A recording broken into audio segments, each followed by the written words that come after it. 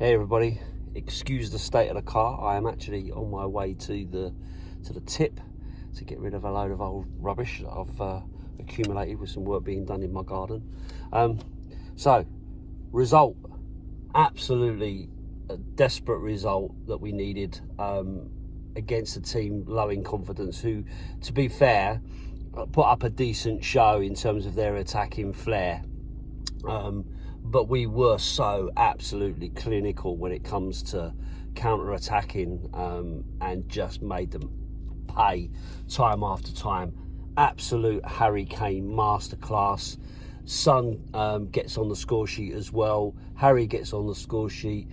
You know, they get the assist from Harry for Sonny. That takes them to 37 goal contributions between the two of them. Which takes them above Drogba and Lampard to be number one in Premier League all-time history. You'll never sing that. So yeah, so a great result, a great day all round. Some decent performances against a really poor team, although they did play, fairly well in my view. In terms of their attacking intent and stuff, and they had their opportunities, right? So the game could have turned, and I tweeted a couple of times, when it was 2-0, I was thinking, hurry up and get the third, because I need us to feel safe. And then we got the third, and I was tweeting, let's get the fourth, because I need to feel safe, because this is Tottenham, right? And we see it time and time again where we get ourselves in good positions and then end up letting it go against us and stitching ourselves up. So really pleased to get the clean sheet, even though Hugo come running out like a man possessed to try and sweep it, and then played it against their player and gave it away. So just lucky that their confidence in front of goal is that low that the player didn't take his opportunity, which absolutely thankful for, because that clean sheet is worth having. Helps our goal difference with 4 today. I think we were on 0 before, so that gets us, +4. So that's another bit of help that we desperately needed. So yeah, overall happy to bounce back after that poor run with the Burnley game and all that, Wolves and so on. So really cool. I mean, absolutely chuffed with the first goal. Sessegnon playing it across to Doherty, who gets, I don't know if that's his first goal for us. May well be. I'm not sure, but I'm not a stats man. But Sessegnon absolutely doing a great pass. Exactly what we've been crying out for him to do. Really needed him to do that, and he's just not been doing it. In his previous opportunities, neither of the wing backs really we've been crossing. So, and you have to give credit to Winks who played a beautiful pass through to Sessegnon, and he ran onto it, played the ball in early, and Doherty, having had a decent game a few games ago, had arguably his best game again, and. I'm not going to sit here and say that I'm his biggest fan, because, I worry. And when I saw his name on the score sheet, I was like, Jesus, really? And I know Emerson isn't, really that much better as it stands. But, I just didn't want to believe that Doherty is still part of this squad. But fair play to him. He got a goal. And he played fairly well. So you can't really complain at that, not as it stands. So, I was happy with it from that perspective. Okay, so a win's a win. We can now move on to the next game, Middlesbrough on Tuesday. South Dorset Spurs, Bournemouth, Poole and Christchurch area are having a little bit of a meet up, which will be nice. Kind of get some of these guys together, getting a few new members. And hopefully we can push on, get another win in that game, and move us on in the FA Cup, which will be great to kind of still be having something to play for. The 3 points today, really important, depending on how other results go for us. Gets us kind of back level with West Ham with a game in hand.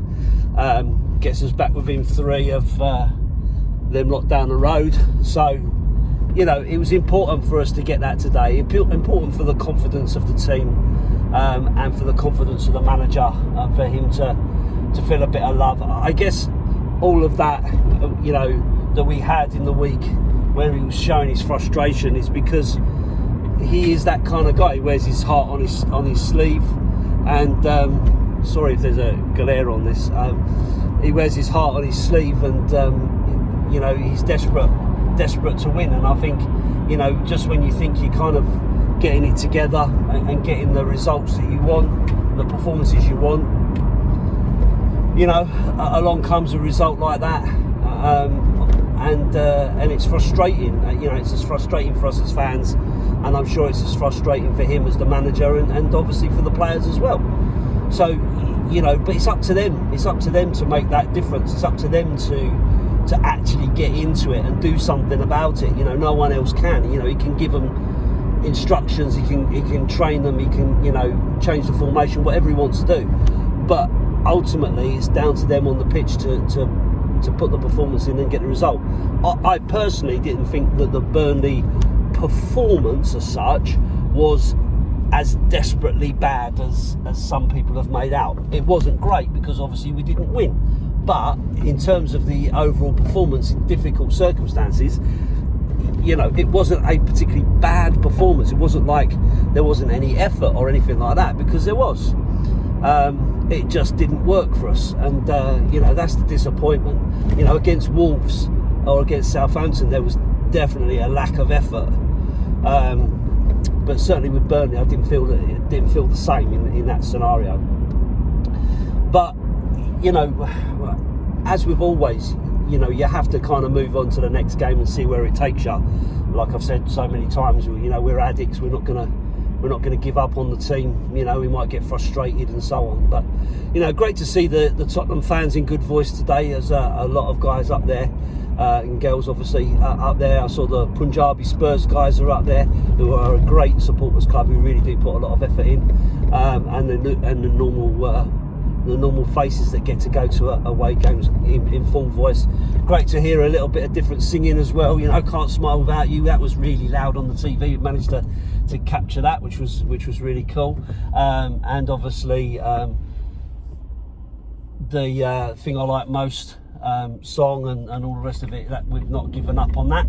That's still going out loud and proud. I haven't heard anything more in the media about all of that, so hopefully that'll just die a death until next season, where it just inevitably comes back again for even more comment. So yeah, overall, you know, I'm happy.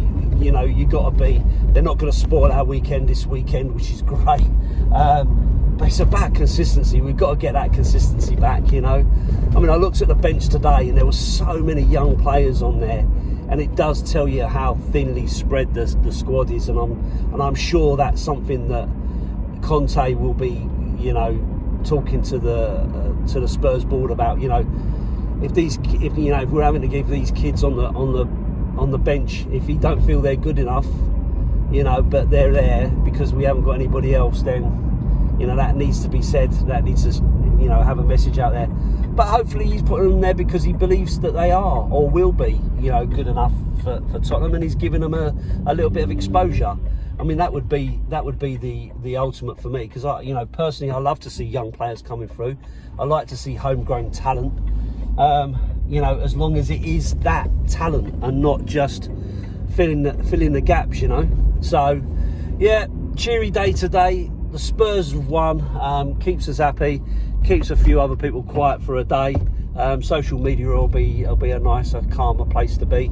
It'll be devoid of West Ham and Arsenal fans until tomorrow, when obviously depends on what happens with the Roman Abramovich 11, and see what sort of comes from that. But as we say, at the end of the day, we keep on supporting and we keep on cheering. Up the Spurs.